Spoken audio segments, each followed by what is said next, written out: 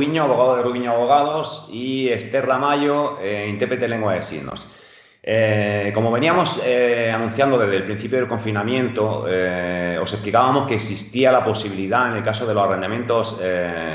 urbanos de cualquier tipo, de local de negocio o de vivienda, la posibilidad de esgrimir lo que denominábamos cláusula rebus sic stantibus. Bien, tenéis que saber que en Cataluña, y es importante esto para los inquilinos o propietarios de locales de negocio arrendados en Cataluña, surgió una normativa el 22 de octubre pasado que viene a establecer que si como consecuencia de la pandemia de la COVID-19 se decretan por la autoridad competente, autoridades sanitarias, medidas de suspensión del desarrollo de la actividad o de restricción del aprovechamiento de los bienes inmuebles, es decir, restricciones, por ejemplo, de aforo, de horarios, etcétera, etcétera,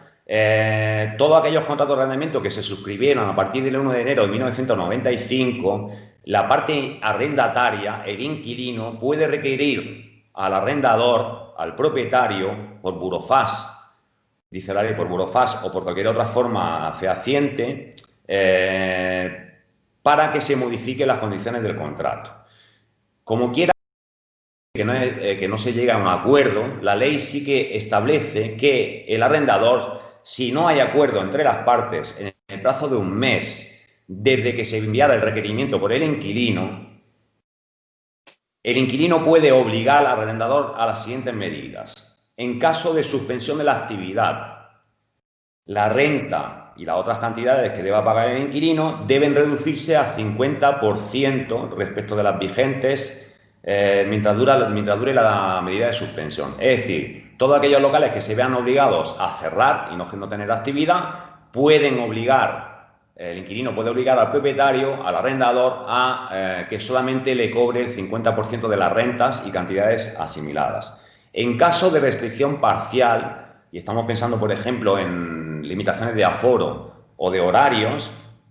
la renta y las otras cantidades asimiladas que se tengan que pagar deben reducirse mientras duren estas medidas en una proporción igual a la mitad de la pérdida del aprovechamiento del inmueble, medida objetivamente por la reducción del aforo, es decir, si hemos pasado al 50% del aforo, se ha de pagar la mitad de ese 50%. O por otras limitaciones impuestas en la norma. Recordamos, por ejemplo, la de los horarios. Esto no se aplica a los servicios de entrega a domicilio o de recogida de productos en establecimiento, ¿vale? Si hay servicios de entrega a domicilio, a esto no se aplica a este tipo de locales. Es importante que tengáis en cuenta que el inquilino puede también obligar al arrendador a que si dio avales o cantidades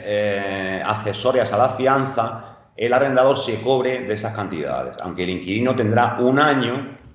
desde que desaparezcan las circunstancias que dieron lugar a esto que estamos explicando, a reponer esas cantidades que fueron utilizadas para pagar esas rentas. Es importante que tengáis presente que la ley prevé, y de hecho en Barcelona ya lo están aplicando así, la ley prevé que un desahucio por impago de rentas puede ser paralizado automáticamente. Nosotros la ley le llama, se enerva la acción si el inquilino paga el 50% de esa renta. Es decir, aquel arrendador que reclame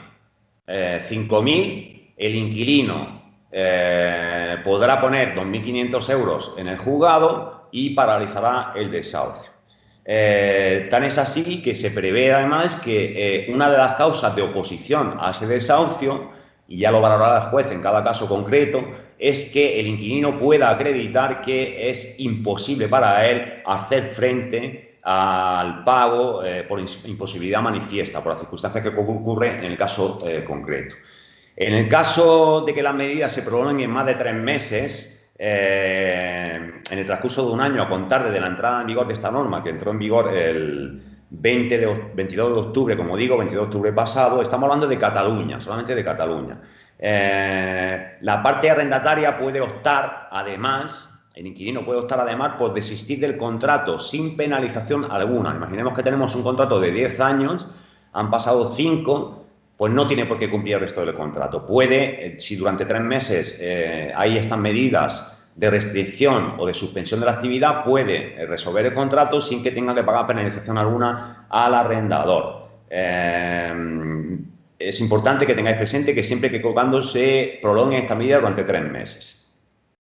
Por último, tenéis que saber que desde que el inquilino requiera al propietario, al arrendador, el propietario arrendador debe abstenerse de emitir factura alguna para no incurrir en impago hasta que llegue el acuerdo o al menos hasta que pase el mes que hay para llegar a ese acuerdo y que se adopten las medidas de forma inmediata. Fijaos que esto ya lo advertíamos desde Rubiño Abogados, que existía esta posibilidad. No se regulaba ni se regula en la ley expresamente, ahora sí, en Cataluña, pero entendemos que esto es aplicable, incluso trasladable, por lo menos por analogía o porque ya existe una regulación al respecto, aunque entendemos que no es del todo